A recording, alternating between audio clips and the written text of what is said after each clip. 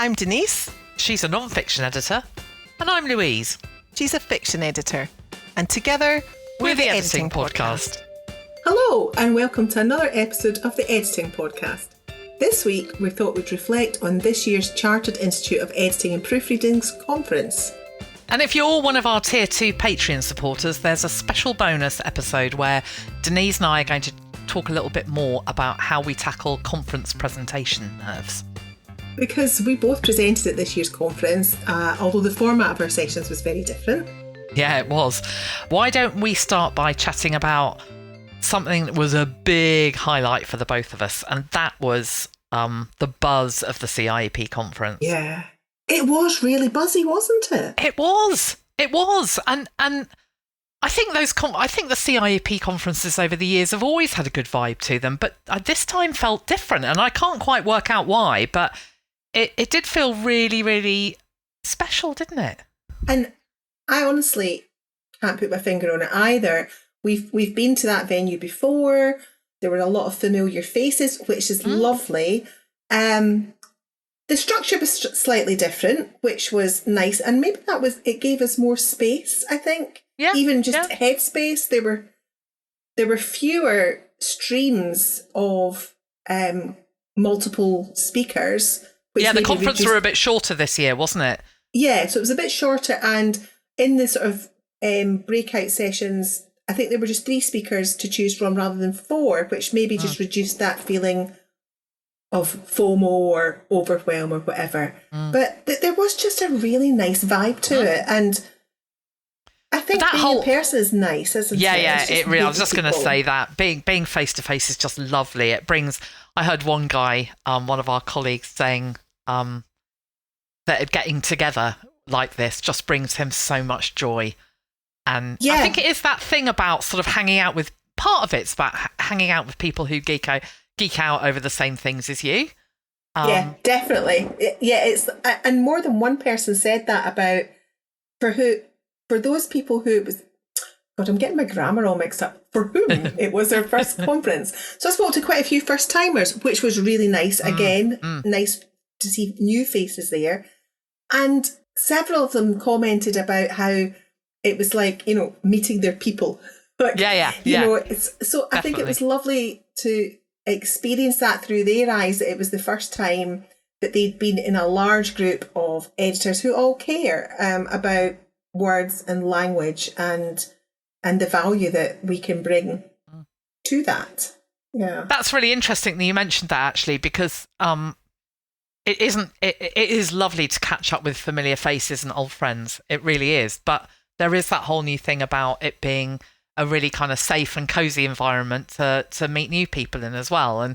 And especially, as you said, like for the first timers, it's a big deal for them. Often they might be going to an event that they don't know anybody, and or they've just seen names of people online or in forums or on social media, but actually they're going into an environment that's completely new to them. And so it's really nice to meet people and provide reassurance for them. Yeah, and I'll tell you another thing as well.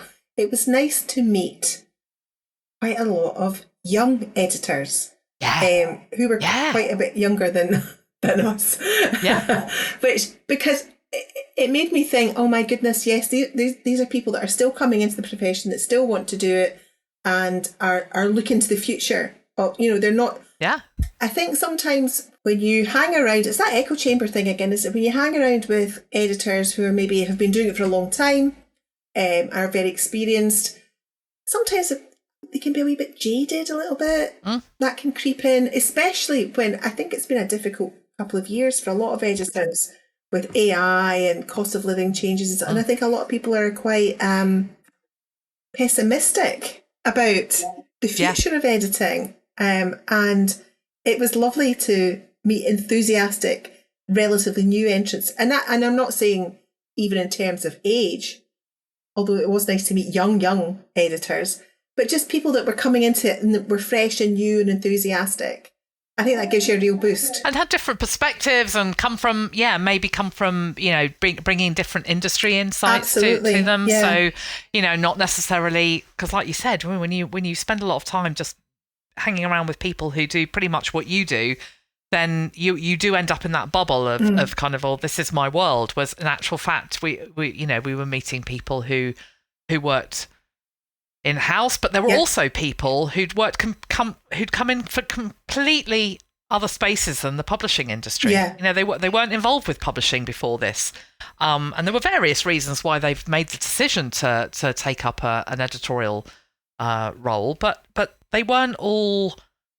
It's just like you've got an interesting background. Now, I came from a publishing background. That's all I've ever really been in. But you obviously used to be a physiotherapist, and just when you start building networks, when you've got people who've come from different industries, then you start to learn just about the way they approach business and the way those organisations approach business as well.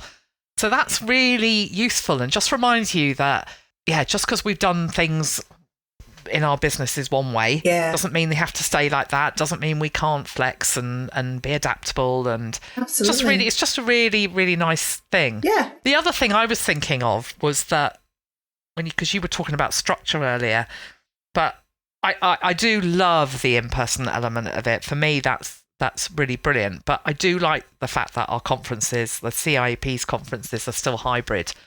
So you don't have to be in the room. No, and we know because we're involved in the council, we know what a lot of work it is to make that a really good experience. But it's so worth it, bringing in... And how expensive. It's scary expensive to bring in external AV consultants, but they absolutely make the difference. We make use of members to host sessions, and... Yeah, the volunteers were brilliant this year. A massive difference, but to make it a really crisp online experience, I don't think you can beat bringing external people. And I think the online participants really appreciated that as well. I think really nice comments. The feedback I heard that was really, really, really good, that they had a great time. And so that was fantastic. And it was nice at the very end as well when we did the raffle. We have a very inclusive raffle where online people are involved as well, that we saw them on the screen, which was really nice. That was a first, wasn't it? We had never done that before. We've always had our big wheel of fortune on the screen, but we've never actually seen the winners, which was lovely. The other thing was that I think felt slightly fresher this year was that there was a lot more variety in terms of the kind of various different options available for learning. So it wasn't all lecture style seminars. There was workshops and roundtable discussions and online Q&As. And I think that's where we've benefited from our office staff having external experience of running events like this, and knowing the alternatives and the different options that we can have to deliver, and I really varied events. And that was a thing, wasn't it? Because our head of professional development, Sarah, was really keen this year when they started looking at the programme to make sure that there was variety, and they nailed it, the office. They really did. One of the highlights for me was Ellen Jovin's film. We had a film. Applause.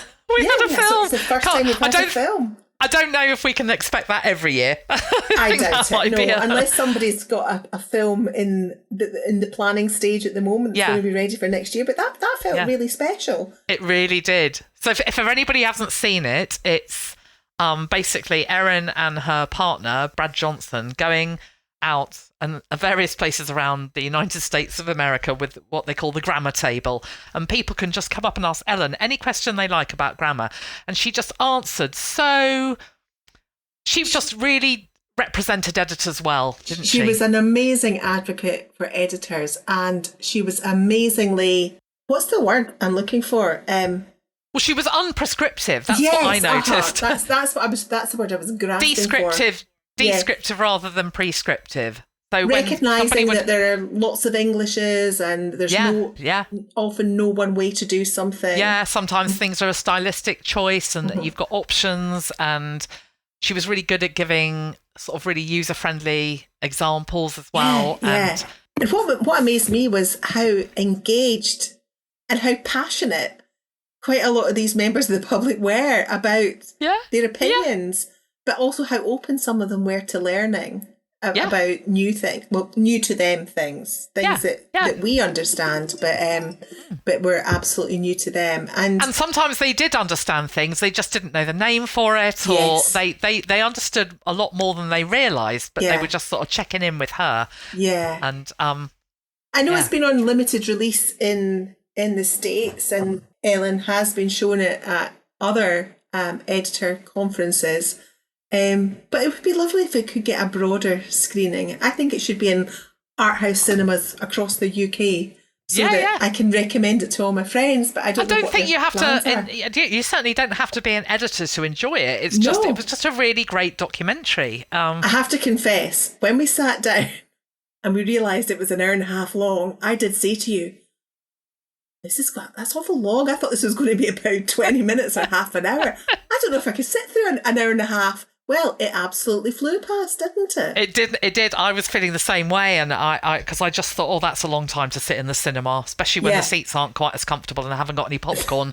But we were not prepped. We were just there, weren't we? We were just like totally invested in it, because the way Brant handled the filming and the way Ellen handled her conversations, it was just a joy to watch. It's beautifully edited. It was. He'd done an amazing job of pulling it all together. Yeah. So that was it. That felt really quite special. Yeah. It did. So just a reminder for anybody listening, that's Rebel with a Clause. It's a great film title. Yeah. I think she's got a book on it as well, though. Oh, has she? I think she has. Yeah. I might be making that up, but was she not at a book signing or something, or a reading from it in one of the clips? I don't know. I can't remember. If she does, sure you're right. We'll put it in the show notes. Yeah. We better go and check it out, yeah. But yeah, I felt that this, just going back to the overall structure, the way it was spread across the 3 days, with the afternoon, then the full day, and then a morning, it kind of added up to the same amount of time, and it was kind of 2 full days, but it felt less pressured as well, I think. It did. I felt a lot less tired at the end of it. I'm not sure the staff would agree with that. No. They must have been exhausted, because it obviously, but I felt a lot less. I certainly didn't come away from it thinking, I've had enough. It ended just at the right time, and it was nice that it ended at lunchtime as well, so that there was still light for those people who were leaving that day. And I could leave and get home to Glasgow that day, which is not normal. I usually have to stay an extra night. And I don't know, I mean, I haven't been to any other editing conferences, so I've got nothing to compare it with. But I have spoken to other editors who have been to other editorial conferences, and they have commented on how much more relaxed the CIEP conferences and how much time there is for networking and speaking to people, which there's definitely space. I know they had special interest group networking in person, but there's just time in the programme just to sit, because there was a nice outdoor space there was a nice outdoor space, and there was also a nice bar area. I think that's really key, actually, having a space that people will naturally gravitate towards to socialise. And I've forgotten, we haven't mentioned the human bingo. So any other editors listening who are members of other organisations, and you're wondering how to get particularly if you have got new faces and people are networking, and you want to sort of provide really spaces in which people can really comfortably start talking to each other, especially if you've got a lot of introverts, human bingo is the way forward. And it basically works like, I don't know, a cross between that kids game, Who's Who, and bingo. So we all had author names, and we had to go around and find all the other author names on our card, on our bingo cards, which were all different. Not everyone had the same one. And it transpired, Harnby, that there were several different approaches to how you played this game, and you and I did not agree on this, did we? No, and yours took about 10 hours longer, whereas mine was a right laugh. I was just going, I'm Agatha Christie, I'm Agatha Christie, I'm Agatha Christie, and are you Harper Lee? No, you're not. I'm not talking to you. No, I was much more, I would say, prescriptive about the rules with this. So I think this is what Sarah and Jess had originally intended with it, which is if you go up and ask somebody questions about, if it's on if you got Agatha Christie on your bingo card, you say to somebody, "Did you write crime mysteries? Or whodunits?" And then they say no, so they're not Agatha Christie. Are you still alive? Things like that. I was Zadie Smith, and I would not give anyone away. I would not give that away to anybody until they correctly guessed who I was. Yeah. And that I was just a... That made for some engaging conversations with people about whether they had read Zadie Smith or... I was having a right laugh, though. So was I. But I was engaging on a let's just level. Agree to disagree. Absolutely. But because I think that the thing was, it didn't matter which rules you were applying. Exactly. It worked. Exactly. Everybody was the place was just chatting buzzing. and...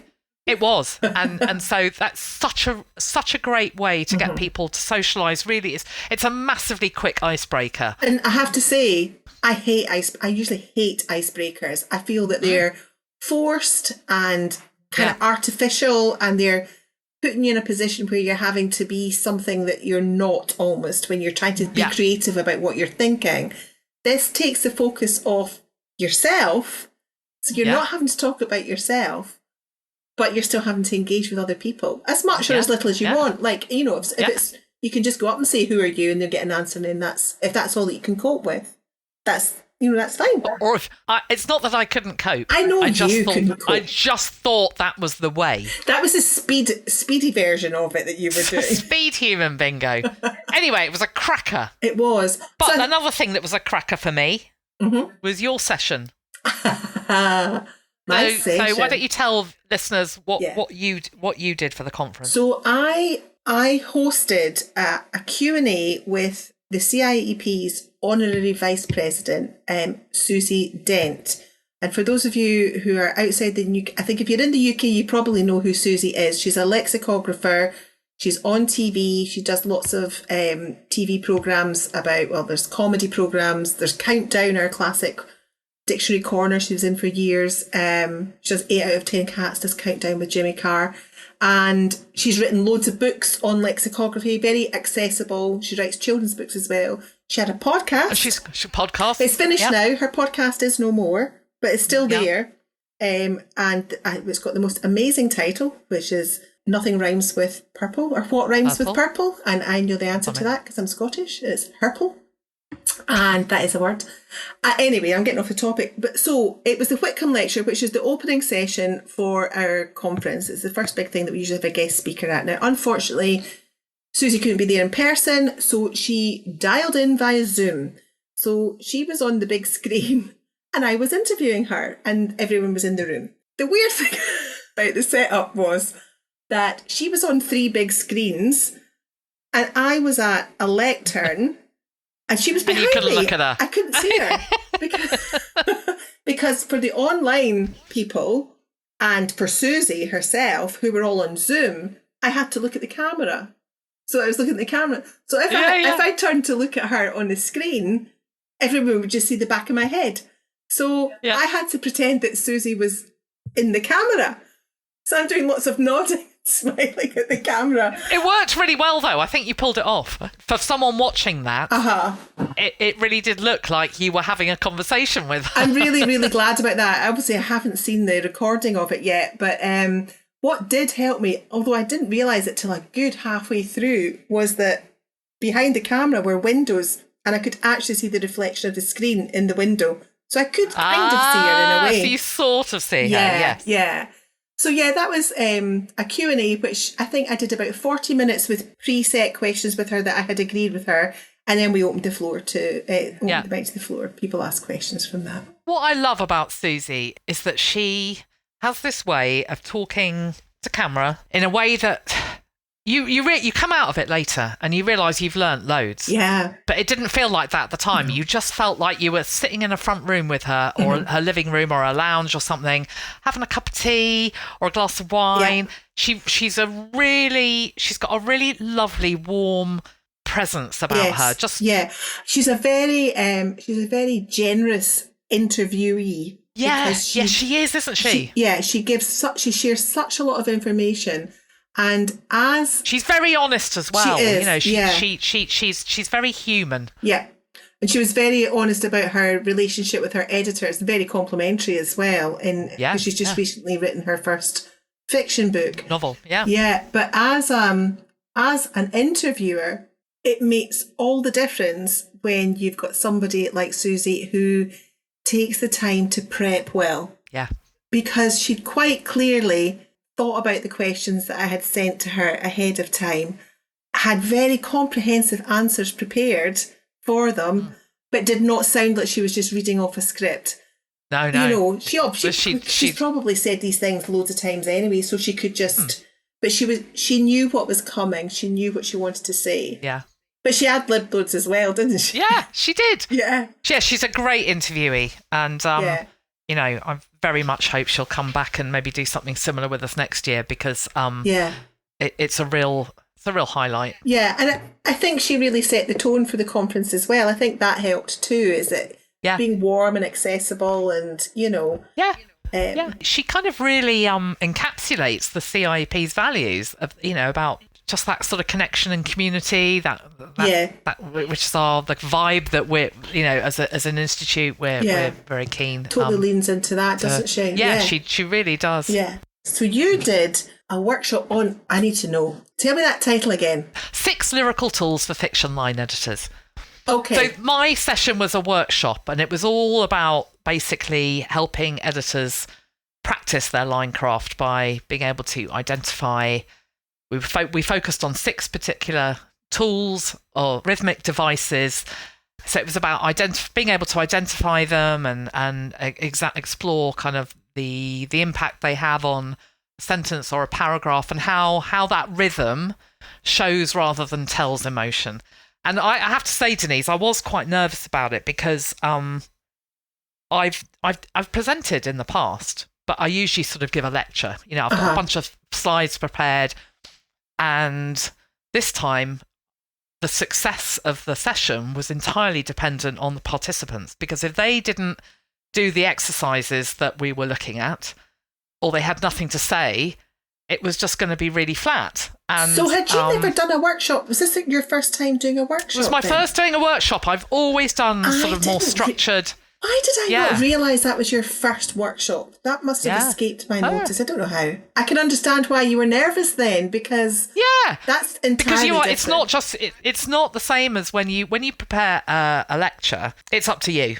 Yeah. If it falls flat, it's because your slides weren't any good. It's because you haven't done the work. But if you do the work and you do the prep and you've got all the slides there and you've got your notes and you know your stuff, really, I know that different people have different presenting styles, and obviously some people are just more charismatic, and so they're better at it. But you know, you can do a pretty good job, and it's all down to you. But when you're reliant on the room, that is different. But they were brilliant. They were brilliant. They were so, and we had people online as well, so they would feed questions through the host, and they would provide answers. And so basically, how I handled it, the exercises, I put line numbers by these written texts, and people were able to look at those and then sort of call out like, well, this is how I would have done X, Y, or Z, and it's that line, la la la, and everybody else could see it on the screen, and then people would discuss it, and they worked in groups. But they also then a group would share their findings, and we just got we had a real mixture in there of people who were very new to fiction editing, but also some really experienced fiction editors, that's who lovely. Also work at it. Really is, because sometimes, you know, you might have someone who'd even gone off track or a bit off piste and decided that suggested a deletion, which wasn't sort of in the brief, but had suggested something, and then one of the more experienced editors would say something like, "Oh, I wouldn't touch that because," and then explain why. So you had all these different levels of experience in the room and different approaches, and it was just a really great reminder that while there were several occasions where everybody was finding or homing in on the same stuff, there were also times when people had quite different ideas and approaches to things. And the really interesting thing was that the excerpts I'd given them to analyse were things I'd written. So essentially, I was having my own writing critiqued.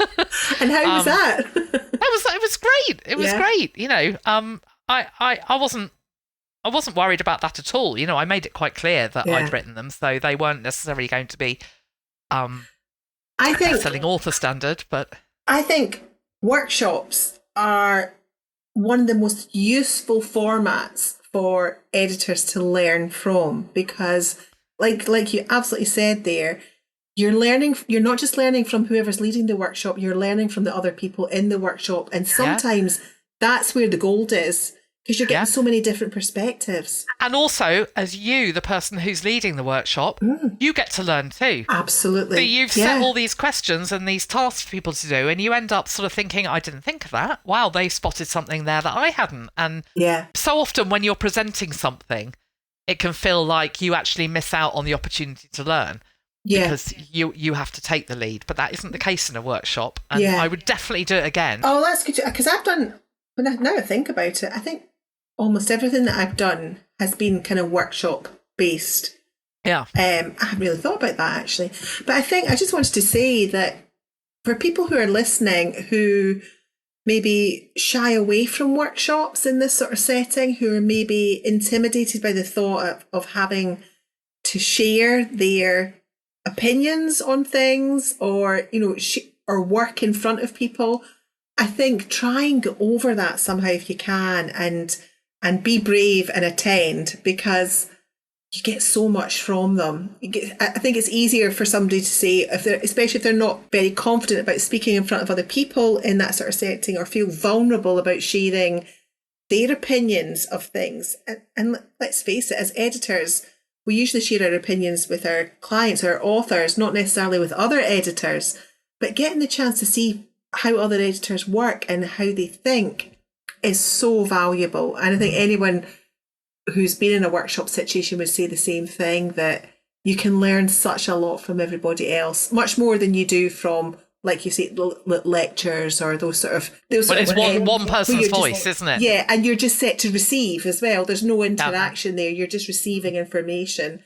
So, no matter what editing conference you might be thinking of attending, I would definitely seek out workshops wherever you can, because I think that's where the real value lies, in honing your craft. The other thing about those is that they're often, especially at a conference where you're limited for time, it can feel, I suppose my core takeaway from that was, if you're asked to lead a workshop and you're given only a quite a short amount of time, like an hour, really, really think hard about what you can provide people with beforehand. So I put together a big bundle. I had a booklet. I had another exercise people could do. I had loads of other information that I included in that as a sort of pre and post conference bundle, which meant that during the session we focused on a single core theme, 6 tools, 2 exercises, bang, and it meant we got the best use out of that time. It's so important, because you'll have experienced this as well. There's nothing more frustrating than being in a session, whether it's a workshop or a seminar or a lecture or whatever, and whoever's leading it knows a huge amount and is just trying to cram far too much in. And you end up being overwhelmed with it, and you end up not switching off almost, because there's just too much. Andy, my husband, who does presentation skills training, whenever I'm doing a talk or a session at something, and you always go through that phase of, I don't know where I'm going with this, and there's just so much. He's always like, okay, 4 things. What are the 4 things you want them to leave your session knowing that they don't know when they come in? Even make it 3 if you think it's going to take too much time.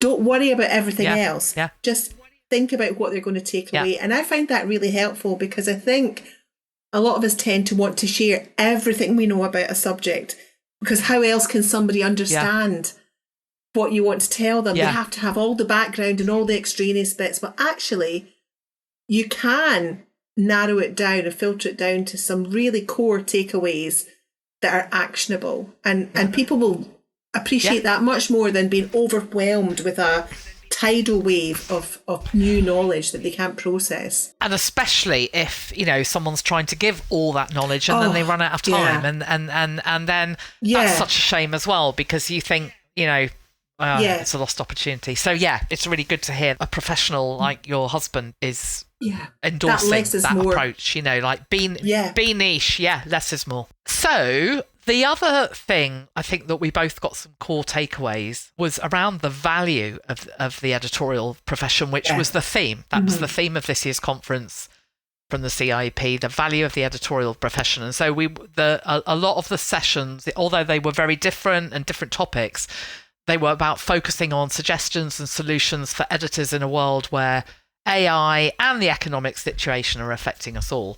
And it was great to see speakers and delegates not shying away from the AI challenge, but tackling it head on. So what do you think, what for you was a core takeaway? I think looking broadly at the whole conference, I felt there was a real sense of optimism for the future, funnily enough. That, I think there's been a very strong narrative, with good reason, of negativity and pessimism about AI and the future. And I absolutely don't want to minimise that, because I think they're absolutely valid concerns. And I know that some of our colleagues have experienced a downturn in their work as a direct result of AI, but it's not going away. And we have to learn how to work with it. And I know some of our colleagues do not like to hear that, and they think we should just be saying no to everything. And that's their choice. And if that's their choice, I respect that. But certainly in where I work in a lot of educational editing and publishing, AI is there. AI is being used. And I cannot remember who it was that said it in their session. And I've heard it before. It wasn't the first time I've heard it, but they brought it home to everyone as a reminder. AI is not necessarily going to be the thing that takes our jobs. It's editors that use AI well that's going to take your job. So we have to learn to embrace it, and well, not embrace it, but understand it and learn how to either use it or work alongside it or pivot somehow. Yeah. I think that was my main takeaway. Yeah. And to be honest, there's still a good number of the sessions that I've not seen, but just listen to what people were saying coming out of sessions and the chat around it. It felt much more, right, okay, this is here. What are we going to do about it to promote ourselves? And that's where that humanness absolutely, it was running through everything. Yeah. Which I thought was really interesting. What about you? I agree with you. That about the learning and experimenting with, so that we don't get left behind. But also, as you pointed out there, recognizing what its limitations are, but also whether it's its limitations or whether it's our limitations. And I suppose that leads into the thing that for me was the big takeaway, was that you and I have been banging on about this for years, but more than ever, we have to make ourselves visible. We have to make ourselves, our human selves visible, because it's that we can use to draw people's attention to us. And I think that finding ways to be explicit about that human connection that we bring, that the authenticity that comes with that, the ways in which we as humans can be cultural arbiters and handholders, and I think that's really important, and also just sort of leading on from that, thinking not just about search engine optimization, but as one of our colleagues said in her session, Debbie Emmett, about answer engine optimization. So how when you're optimizing the text on your website, you're not just thinking how other humans are going to read it. You're thinking about how AI and GPTs are going to be perhaps scouring the content on your website and using that to answer questions that people put into it and ask it. And you want to be one of the people that it's citing. Definitely. And I mean, I don't know about you, but I've been tracking my queries. Yeah. People who come to my website and want information about my rates and availability have to fill in a little form, and the only thing that does is it enables me to see how they find. I don't do anything with their emails. I don't contact them.